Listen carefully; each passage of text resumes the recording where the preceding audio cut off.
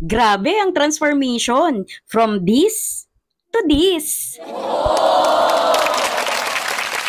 Ang ganda na ng rubber floor matting ko, di ba? Perfect na perfect para sa e-bike. Sira-sira na kasi tong rubber floor matting ko. Ang pangit na talagang tignan. Pero ayoko namang gumastos ng malaki para sa upholstery. Kaya kahit pa konti-konti, aayusin ko na lang. At dahil tight ang budget, nag-DIY muna ako.